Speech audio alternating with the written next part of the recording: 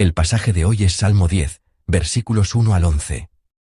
Leamos juntos. ¿Por qué estás lejos, oh Jehová, y te escondes en el tiempo de la tribulación?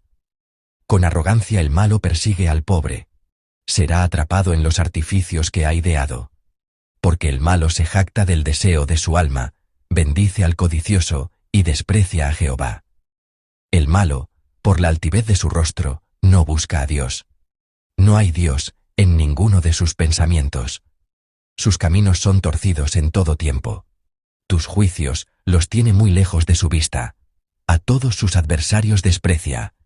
Dice en su corazón, no seré movido jamás, nunca me alcanzará el infortunio. Llena está su boca de maldición y de engaños y fraude. Debajo de su lengua hay vejación y maldad.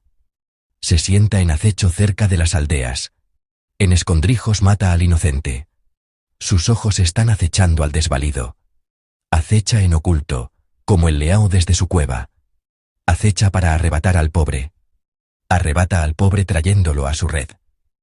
Se encoge, se agacha, y caen en sus fuertes garras muchos desdichados. Dice en su corazón, Dios ha olvidado, ha encubierto su rostro, nunca lo verá. Amén. Hermanos, ¿cuál es la parte más difícil para ustedes cuando oran?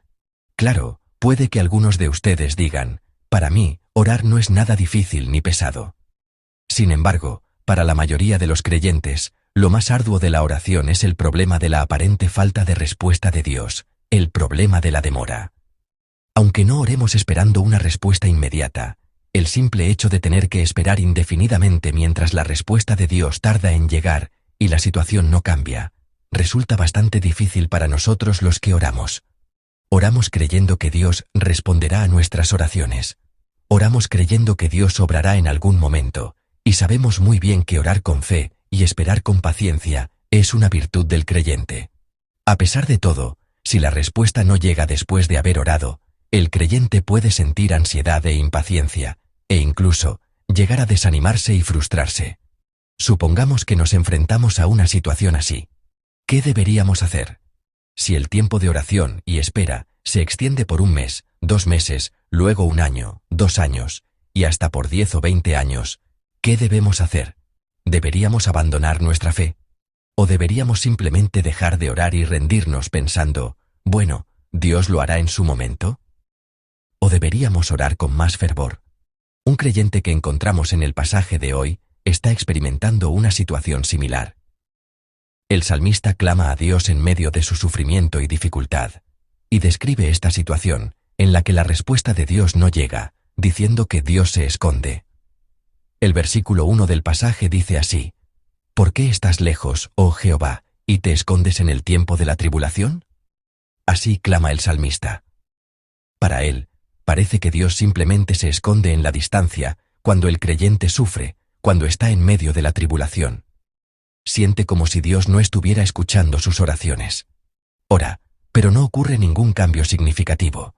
Es como si Dios estuviera jugando al escondite para no escuchar las oraciones del creyente, como si se escondiera a propósito. ¿Alguna vez han tenido esta sensación al orar? ¿Han sentido como si Dios intentara esconderse para no escuchar sus oraciones, como si tratara de evitar responderles? Cuando nos encontramos en una situación así, hay algo que debemos recordar. Y es que, Dios se esconde, pero eso no significa que no esté. Dios, en su profunda voluntad, simplemente se ha ocultado, pero no está ausente. Él está presente. Mientras se esconde, mientras guarda silencio, Él escucha todas nuestras oraciones, ve nuestras lágrimas, y oye el sonido de nuestros profundos lamentos, y mientras escucha, está esperando el momento oportuno para manifestarse. El salmista parece creer en esto, parece convencido de que, aunque Dios esté escondido, escucha sus oraciones. ¿Cómo lo sabemos? Porque no se desanima y continúa orando. Sigue presentándole a Dios su angustiosa situación. Le cuenta detalladamente por qué sufre, qué le causa dolor, cuál es el problema que lo atormenta, cómo es su adversario y qué males comete. Específicamente, el problema que lo aflige es una cuestión de teodicea. Es el problema de por qué los justos sufren y los malvados prosperan, si Dios realmente gobierna el mundo. El malvado comete el mal y no es castigado, todo lo que hace le sale bien. Por otro lado, el justo hace el bien y sigue sufriendo. El malvado se burla y critica la fe del justo, e incluso grita abiertamente, «No hay Dios». Y esta situación se ha prolongado por mucho tiempo. Si ustedes estuvieran en el lugar del salmista, ¿podrían soportar esa situación? ¿Hasta cuándo sería apropiado orar en medio de tales circunstancias? El salmista no se desanima, ni se frustra en esta situación donde la justicia de Dios no se manifiesta. No renuncia a la oración. Al contrario, denuncia ante Dios, tal como es, la realidad que está viviendo y la conducta del malvado. ¿Examinamos el contenido de su oración? Versículo 2. Con arrogancia el malo persigue al pobre. Será atrapado en los artificios que ha ideado. Amén. Está pidiendo que los malvados caigan en su propia trampa y sean derribados. Y el versículo 3. Porque el malo se jacta del deseo de su alma, bendice al codicioso, y desprecia a Jehová. Amén. Está denunciando ante Dios que el malo se jacta de la codicia de su corazón, es avaro, se rebela contra Jehová y lo desprecia. Luego, el versículo 4. El malo, por la altivez de su rostro, no busca a Dios. No hay Dios en ninguno de sus pensamientos. Amén. Dice que ese malvado, con su rostro altivo, ni siquiera se esfuerza por buscar a Dios, y que en todos sus pensamientos no hay lugar para Dios. Y los versículos 5 y 6. Sus caminos son torcidos en todo tiempo. Tus juicios los tiene muy lejos de su vista. A todos sus adversarios desprecia. Dice en su corazón: no seré movido jamás, nunca me alcanzará el infortunio. Amén. Está convencido de que el juicio de Dios está demasiado alto y lejos como para alcanzarlo, y por eso desprecia a sus adversarios. Y añade: nunca seré conmovido, jamás me alcanzará el infortunio. De esta manera, denuncia la conducta del impío. Luego, el versículo 7 denuncia el lenguaje falso y perverso del malvado. El versículo 8 denuncia el mal que comete al matar al inocente en lugares ocultos. Y si miran el versículo 11, verán que se jacta con arrogancia, diciendo que Dios ha olvidado su maldad, que ha cubierto su rostro para no ver lo que hace. Si observamos estos versículos hasta el 11, vemos que la mayor parte del contenido consiste en la denuncia que el justo hace de las acciones del malvado. A primera vista, ¿les parece que estas partes en las que el justo denuncia al malvado son una oración? ¿Realmente podemos llamar a esto oración?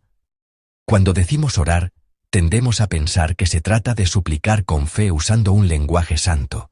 Tenemos la tendencia a pensar que solo es oración si oramos con un lenguaje muy noble y lleno de fe, como: Dios, realmente odio a ese enemigo, a ese adversario, pero ayúdame a aceptarlo, ayúdame a amar incluso a mis enemigos. Por supuesto, esa puede ser una oración excelente. Sin embargo, esa actitud también puede ser una forma de guardar las apariencias, de ser hipócrita, incluso ante Dios, ante quien deberíamos ser completamente honestos. Debemos presentarle a Dios nuestro estado espiritual más profundo, los anhelos de nuestro corazón, tal como son, con absoluta sinceridad. Es posible que estemos orando mientras nos autoengañamos, pretendiendo que no pasa nada, que estamos bien, tratando de convencernos a nosotros mismos de que somos creyentes llenos de fe. Imaginen por un momento que ustedes son el justo. Visualicen la figura de ese adversario, de ese enemigo. Observen el comportamiento de estos malvados, descrito desde el versículo 1 hasta el 11. ¿Qué les parece? ¿No es exasperante? ¿No sienten que la ira les sube por dentro? Pues bien, ese estado de ira creciente es lo que debemos presentar a Dios tal como es.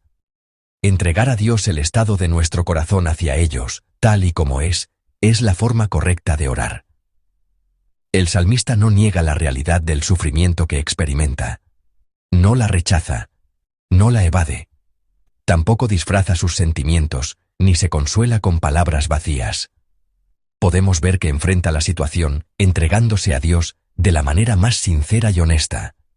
Cuando la respuesta de Dios se demora y además las circunstancias se desarrollan de una manera completamente diferente a lo que esperábamos, la mayoría de los creyentes suelen abandonar la oración.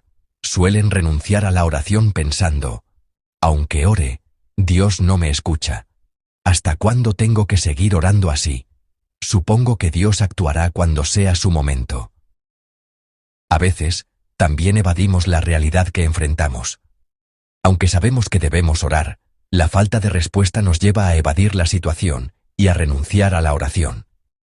Decidimos simplemente no poner el corazón en ello, no preocuparnos, ignorarlo. Incluso hay quienes fortalecen su fe en otras áreas, pensando: simplemente cuidaré bien de mi propia fe. Pero esta tampoco es una actitud deseable. En medio de la dolorosa realidad que enfrentamos, no debemos evadir el problema ni abandonar la oración a Dios. Debemos mantener un interés constante en el problema que nos aflige y suplicar la intervención de Dios.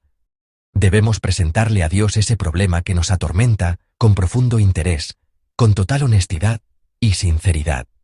Debemos compartir con Dios todas las situaciones que enfrentamos, exponérselas y rogarle que obre. Ahora, desviemos un poco la mirada. Más allá de nuestros problemas personales, observemos el estado del mundo en que vivimos.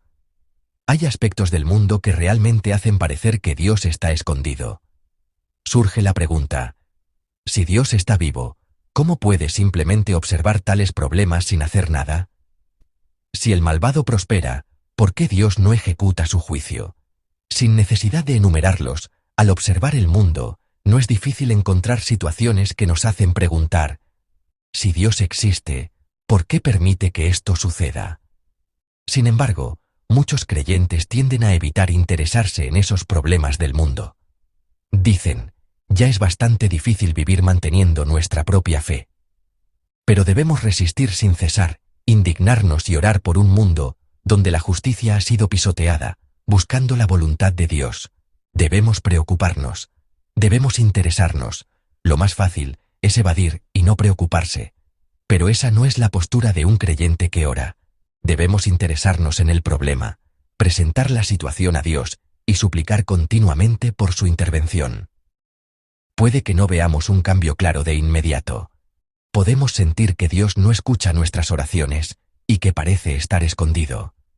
Pero si es por una causa buena, si es algo justo y conforme a la voluntad de Dios, no debemos rendirnos, sino seguir interesándonos en esos problemas y orando hasta el final. ¿Hay entre nosotros alguien que haya dejado de orar por algo, por lo que debería estar orando, a pesar de saber que debe hacerlo? ¿No estarán simplemente esperando el tiempo de Dios sin hacer nada, habiendo abandonado la oración? El salmista en el pasaje denuncia detalladamente la conducta del malvado ante Dios. Esta actitud no es una muestra de falta de fe.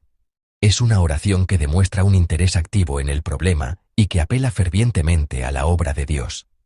Espero que también nosotros, en lugar de evadir o renunciar a la realidad que enfrentamos, podamos mantener nuestro interés hasta el final, orando y suplicando por la obra de Dios. Dios escucha todas las oraciones que le ofrecemos. Aunque parezca que está escondido, Él lo oye todo. Y en su buena voluntad, Él establece su justicia. Con esta fe, ruego que todos nosotros, sin evadir, negar o huir de los problemas que enfrentamos, vivamos cumpliendo la voluntad de Dios a través de la oración activa.